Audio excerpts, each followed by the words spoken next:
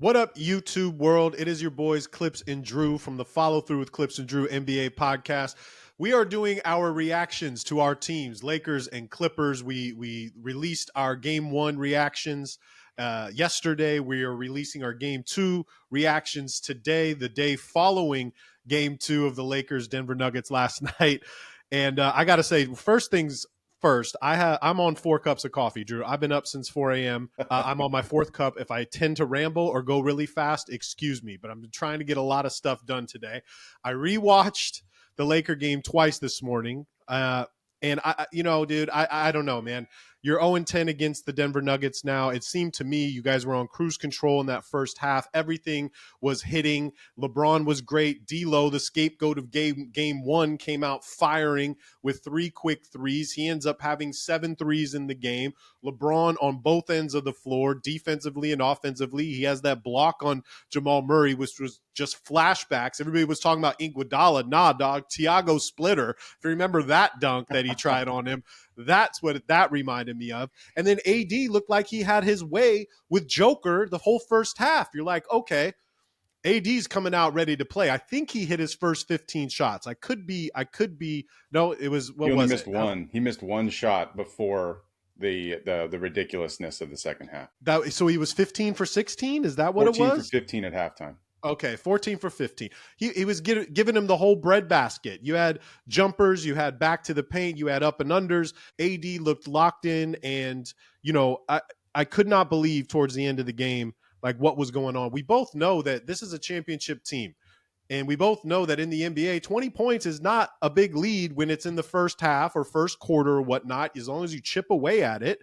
And that's exactly what the Denver Nuggets did. Jamal Murray didn't have a great game yesterday, but his team wanted him to take that final shot.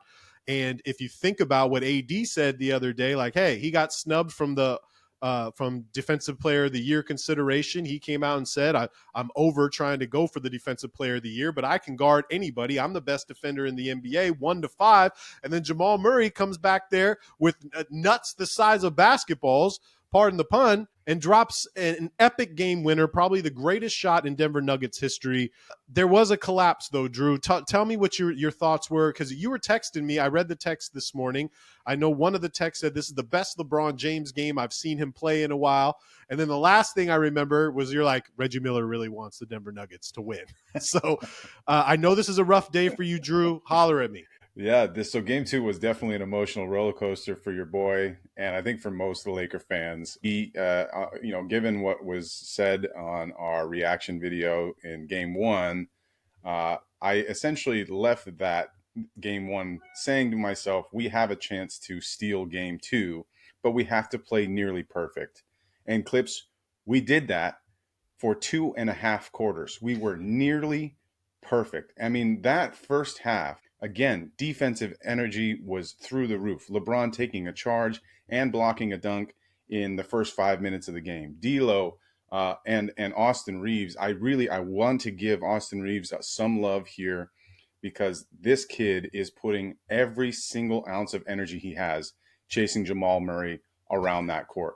And I think unfortunately it's exhausting him to where he's not performing exactly how we want on offense. But I think we've tasked him with the role here of being you're going to chase Jamal, and that's all you're going to do.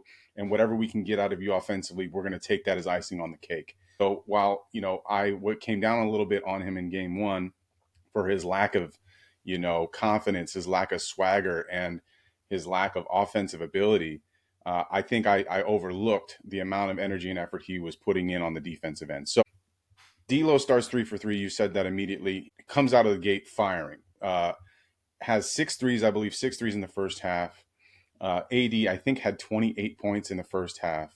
LeBron was all over the place defensively. Was the best defensive effort that I've ever seen LeBron put in a Laker jersey throughout the entirety of the game. Honestly, even in the second half, he was trying really hard on defense, and we had some collapses. So I think obviously the thing that we need to talk the most about is what happened in the second half. The first half went perfectly. We were up by a 15-point lead at halftime in Denver. The crowd was out of it. It felt like we were going to dominate this game. And then we start the second half just as good as we finished the first, man. Austin hits a 3 Finally, AD gets another quick bucket, and we stretched the lead to 20 points in the third quarter. And then Clips, it was almost a carbon copy of what happened in the first game here when I started talking about our offense stopped doing the things that was getting us points and getting us success in the first half. We stopped doing that again in this third quarter. For some reason, we stopped featuring the best player on the floor in this game, Anthony Davis, and I think he took 4 shots total in the second half. Only 1 shot in the fourth quarter. And then, so people are like, well, how did we give up this 20-point lead? That is exactly how we did it. And the biggest question that I have after this game here is, was that intentional? Did we intentionally stop featuring Anthony Davis because he was tired? Did he shy away from the moment and not demand the ball because he just didn't want it? But those questions have to be answered to me by Darvin Ham and by LeBron and by the rest of the coaching staff. And no one, to me, seems to be bringing up these questions, because in the analysis after the game on TNT and in the press conferences, obviously LeBron and AD cut their press conferences pretty short because they were obviously pissed. But that is the collapse that took place in game one that gave Denver the lead. And it's the exact thing that happened here in game two. We stopped doing the things that were working for the entirety of the second half. So the good stuff, obviously, D'Lo bounced back, a tremendous bounce back. But again, he in the second half only hit 1 3 and wasn't, the same effective player that we saw in the first half. Rui Hachimura, 1 for 7, I believe, in this game, missed a dunk in a very crucial moment. 38 minutes, 3 points. He was That's not 1 gonna of cut 2 it. from the free throw line and made 1 shot. But again, he missed a really like a crucial dunk on the baseline that was like he should have just put it in the basket. So he has been a 0 for us, and even defensively, they figured it out. Like we had some weird thing last year, like kind of surprised them with how stout Rui was, but Nikola's like, nah, I got this now. So Rui on the Joker is no longer working. I think Anthony Davis played a really fantastic defensive game throughout the entirety of that performance. But again, I just don't understand why we stopped going to him in the second half. It makes absolutely no sense to me. But let's break it down to the fourth quarter here. We're able to hold on to this lead pretty much the entirety of the game, right up until around the 2 or 3 minute mark when they tied it. And they tie it off a ridiculous, kind of chaotic play where Joker's bringing the ball up. Looks like somebody swipes it out of his hands. Aaron Gordon and Austin Reeves go for it on the baseline. Gordon comes down with it and is able to fire it to Michael Porter Jr., who's wide open, which that happened a lot in this game as well. We're leaving the number 1 3-point shooter on their team wide open for many of these shots. So that's got to be something that we look at as well. But he cashes a great 3-pointer to tie it up. Then D'Lo gets a nice layup. And then I think Great Joker layup. it's a hell of a left-handed layup from D'Lo. Joker gets a nice a bucket from there. And then the biggest plays are the last 2 plays of the game. LeBron in that fourth quarter hit 2 massive threes out of nowhere. Bad shots. We continued to get really bad shots on offense, but he bailed us out with 2 really, really impressive threes. And then that last offensive play that we had, he drops KCP. And instead of doing what I think most people would do in that scenario, what you would expect someone like LeBron to do in that scenario, your defender's on the floor, go to the basket, go to the rim. It's an open lane. You're probably going to get fouled, or at the very least, you're going to attract enough attention to drop it to AD, who's going to be able to score a layup there. LeBron, because he hits those 2 threes prior, goes, oh, I'm going to cash this. And it just goes in and out. I mean, so I don't want to blame him for that. He was on fire a little bit there. He takes the 3. I was like, why? But it's a wide open 3, though, man. It's a wide open 3, and he almost hit it, and he did. It was close. It wasn't like down. he airballed it or anything. It was in and out. But, if I'm being nitpicky, which I'm allowed to be in this moment, he should have gone to the basket and guaranteed a bucket for us in that sense. He misses the 3. They come down, and no timeout from Mike Malone. The game is tied, so the worst case scenario for them is they're going to go to overtime. They set the screens, do perfectly, and this is where your point about Anthony Davis saying that he's the best defender in the league absolutely falls apart. Jamal Murray has the ball in his right hand, moving to the right. Everyone knows Jamal Murray is a right-handed basketball player. Anthony Davis stands up, is not in a defensive stance. He's way too vertical. Jamal gets one dribble past him. AD has to recover. And even in the moment, Clips, watching this with my wife here, I'm going, he's going to do a step back, right? He doesn't want to go and challenge AD at the basket because he thinks AD is going to block it. Plus, we have a lot of help in the key in the moment. AD is too tall. Jamal does an incredible step back, creates the space. AD is, even though he's close, he's not really close to that No. shot, is a foot away. So Jamal does a great job at creating the space and then hits a jumper to put the dagger in our heart. And I truthfully believe end this series. I don't think there's a way back for us to win this series now. We may still steal a game. We may even steal 2 games, but we're not going to come out of this series, bro. That was the one that we could have stolen to even the series, give us the home court advantage for the rest of the series, and potentially force like a game 7 scenario where we could maybe, knock this team out. But it's amazing how, all of those things that happened in the first half that were good went away in the second half, but we were still able to hold on and hold on and hold on. But at the end of this, as the Nuggets were making their comeback, I was telling my wife, the Nuggets are like Thanos. And for those people out there that know what my reference, Thanos is inevitable in the Avengers series. That's what he calls himself. It's inevitable. And that's what it felt like when the Nuggets were making that comeback. Time and time again, they were doing the things that we were not doing. They were running effective plays. In fact, I think they ran the same exact play 6 or 7 times in a row with Jamal Murray coming off of that handoff from Joker, and they were able to get incredibly good looks and get really close to the basket for most of their shots. And yeah, Jamal wasn't incredible for that first 3 quarters, but in that fourth quarter was very efficient and effective, including that massive step back mid-range jumper. So the dagger in the heart for sure, and I think that's the nail in the coffin for this series. And I'm gonna end it with this, Clips.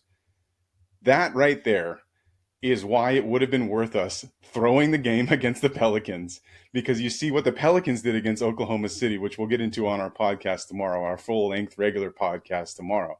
But that right there is exactly why it would have been worth us risking it to play the Kings in the play-in to potentially match up with Oklahoma City and force this matchup with the Nuggets down the road. That's how I feel. That was really well put, Drew. I think that going back to what you're saying about why you didn't go to AD the rest of the second half, I mean, that falls on Darvin and on LeBron, right? And we all know LeBron, like we were saying about Doc Rivers, is the king of deflection. If D'Lo is the scapegoat in game 1, and now the officials are the scapegoat of game 2, and he has a point too, but like, come on, man, you're up 20. There's really no excuse. You got 2 Hall of Famers. You got the best defensive player in the game playing. You got to win these ball games, man. Yeah. And yeah, Joker's 27, 20, and 10 aren't going to help. I mean, he ate 2.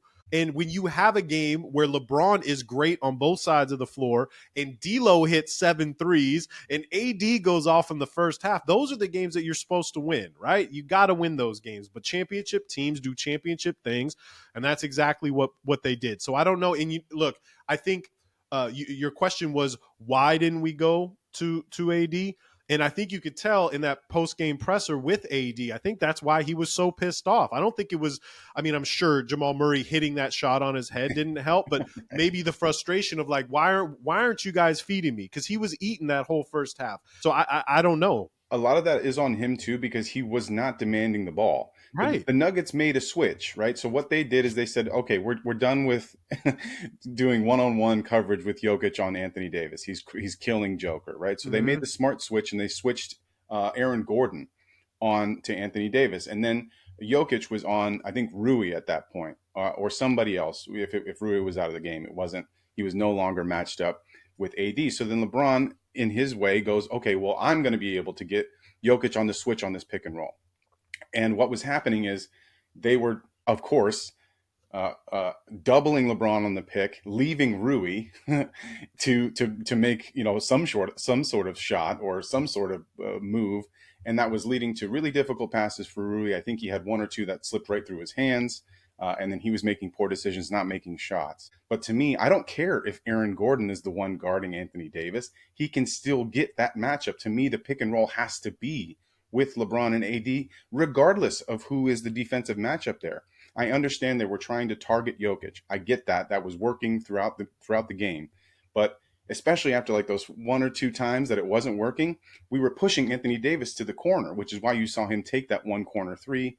And then there was another one where he had a 24-second violation. I think that was in the fourth quarter as well, where he was out to the corner three again. And he's so ineffective there that it's exactly plays exactly into the Nuggets' hands.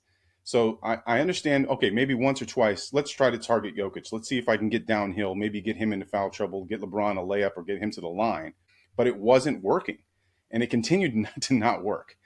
So for Anthony Davis to have a first half where he scores 28 points, I think, roughly 28 points, and then for him to close the game with 32 total points is a complete and utter failure from everyone, including Anthony Davis. Because I also noticed that he was not posting up, in these moments too, where the pick and roll would fall and LeBron would have to kick it to D'Lo or Austin Reeves and move the ball.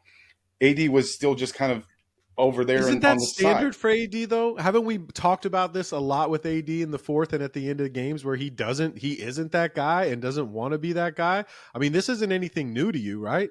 Well, this one was a little bit more glaring, especially because he had it going so good, right? I think in other moments like this, maybe he's had a decent first half where he's got like 12 or 14 points and is maybe, 6 of 12 from the floor, something like that. Not when he's 14 of 15 and having one of the best offensive performances in a Laker jersey and a half that he's ever had, right? So that's where like it's really glaring in this particular game that he shied away from the moment, or there was a clear and wrong decision to not feature him the way that we were in the first half. Whichever way you want to call it, and Right. however they want to explain themselves, I'm hopeful that some of these people in the presser of this pregame press conference that we'll get will ask these kind of probing questions because they need to be answered.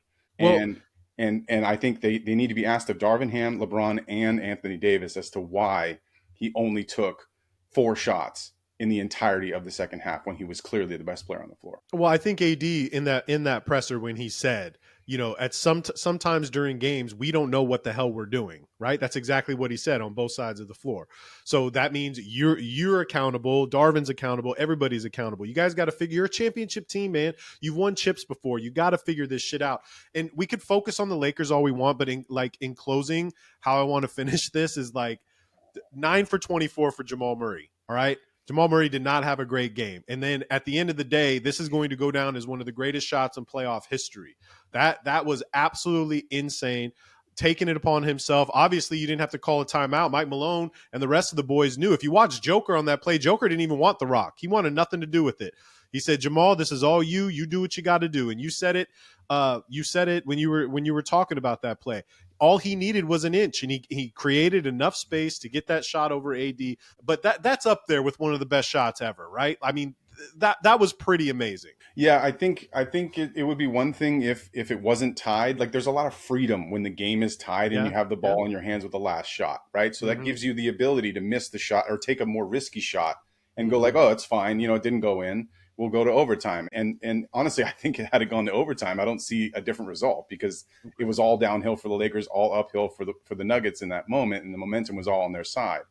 But I do think the freedom with which the game being tied plays a big part in that. But absolutely, it was not only was it a tough shot, but he fucking buried it, right? Like it didn't do the Kawhi bounce all over the place. It was Right. down, It was and wet. It was wet. yeah, he drilled that, and also within that, because they were featuring him so much in that fourth quarter, he had developed a rhythm.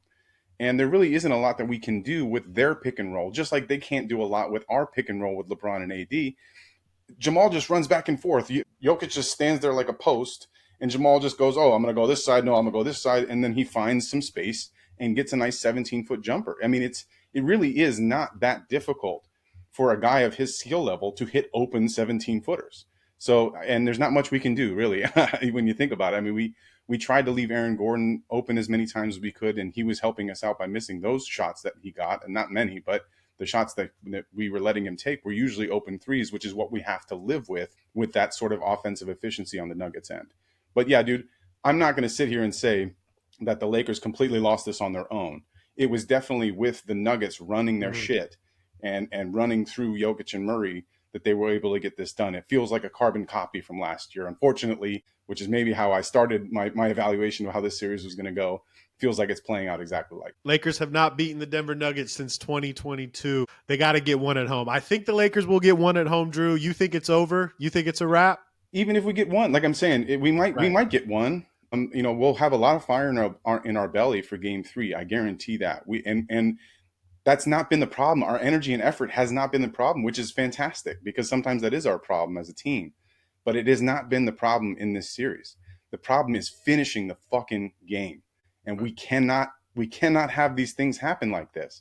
So I sound like a broken record at this point, but it's a tale of two halves, right? And no lead is safe in the NBA, even with a 20-point lead in the third quarter. No lead is safe especially against this Denver Nuggets team that is just so well coached, so cohesive. They just know everything where they need to be, and they trust each other, and they're good, dude. And I think everyone in the entirety of the NBA is on notice after that comeback right there, especially the Boston Celtics. Game 2, Dallas and Clippers tonight. I'm rocking my Knicks shirt in honor of the Knicks win last night. Drew and I, we will do a full podcast tomorrow talking about all NBA, but we got Game 2, Clippers Mavs tonight. If you have a second, press subscribe on the YouTube button. Follow us on Apple or on Spotify. Follow us on Instagram at Clips and Drew, and we're going to be back shortly, y'all. It's the follow through with Clips and Drew, and we're Ghost.